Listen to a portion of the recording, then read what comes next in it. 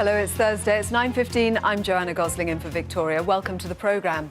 The UK agrees to take in more child refugees from Syria who've been separated from their families. The government wants to identify the most exceptional cases, but hasn't said how many. Those already in Europe will not be included. A world first. The British woman who doctors say has become the first person ever to have a pancreas transplant because of a severe phobia of needles. Sue York, who's had type 1 diabetes since she was 7, would shake uncontrollably and vomit when injecting herself with insulin, which she had to do twice a day for nearly 50 years. We'll speak to her exclusively after 10. After wowing us all, Joanna Konta is out of the Australian Open. Her bid to become our first female Grand Slam finalist since 1977 has ended in a straight-set defeat in the semis. Well, what do you think about what the government is saying here? Is it completely clear how many child refugees will be allowed to come to this country under this deal? Well, it's really not clear at all. It seems to be very Concerns are very strongly that it won't be children who are currently in Europe, children in Syria who are deemed to be and neighbouring countries who are deemed to be in exceptional circumstances. lone children, child refugees in Europe. Perspective on this from UNICEF, Yvette's saying there that she's seen children aged 11 and 12 who need help. What are the ages of the kids coming to this country? Right. It's hard to imagine young kids fleeing on their own. You know, exposed to the risk of being exploited and trafficked if there's no one to look after them. And you can understand the need for them to try to get children out when you hear stories like I've heard. There is a good one. The 3,000 figure is a good Player, when you look at what she's achieved, what do you think? I'm really proud of her. I'm delighted by the progress.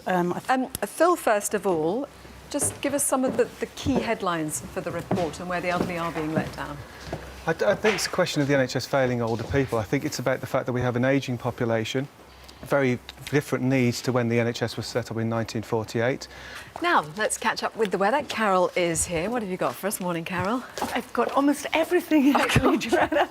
The next few days we're going to see a real variety in weather, but the wind will very much be a feature of it. In fact, we're looking at gales, severe gales, for some of us even storm force winds. Right. So I hear you cry, why is this happening? Why is it? Well, I've given up asking. I mean, the weather is just so weird all the time at the moment and so contradictory. But tell us why. Certainly varied, that's for sure. Well, at the moment, there's a real temperature difference between Arctic Canada and Newfoundland. So that has energised the jet stream quite a lot. And you can see that illustrated nicely here. The cold air bumping into the warm air pumps energy into it. Now, with a strong jet stream, it really enhances the storms. And that's what's happening just now. Lots of low pressure areas are whizzing across our shores. But just to remind you what the jet stream is, it's a ribbon of fast moving air way up in the atmosphere. And if, for example, you're flying to America, it can slow you down. But if you're coming back, well, it can speed things up. That happened to me last week, or a couple of weeks ago. I got back an hour early.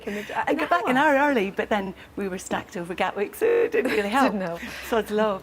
But this is the jet stream, and you can see it's fairly flat at the moment, but it still is potent. It's still picking up storms, low pressures, and pushing them right across our shores. And we're going to have this scenario on and off until Monday, so really strong winds. So time to batten down the hatches. The strong winds not as prolific in the southeast as they're going to be from North Wales northwards. So tons going on as ever. Yes, it is a busy time always with the weather at the moment. It is. Thank you. Thank you, Joanna. I'll press on with it then. So today what we've got is a quiet start. Some of us have had some frost this morning, but we've also seen quite a bit of sunshine, showers in the west. If anything, the showers emerging as we go through the course of the day to give some longer spells of rain. And the wind is also going to strengthen. Now, we've had snow down to about 200 metres this morning. That level will rise as we go through the day.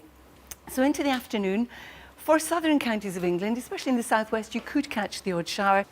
Completely shocked. You know, Levi Belfield's not the sort of person who admits anything. Not the Levi Belfield I knew and I dealt with. So it came out of the blue to me anyway.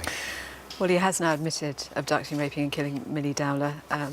So there will be obviously more coming from that, but thank you. Sperm whales which washed up on the Lincolnshire coast have been removed in a delicate 5-hour operation. A team of 14 workers moved the bodies, which weighed up to 30 tonnes each, away from the beach in Skegness.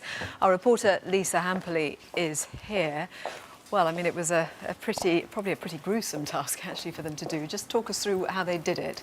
Yes, absolutely. It's a very sad end, isn't it, for these majestic animals that were washed up. We've had 5 of them washed up. Thank you so much for all of your company today. We're back same time tomorrow from 9:15 on BBC Two, the BBC News Channel and online. Have a great afternoon. See you tomorrow. Bye-bye.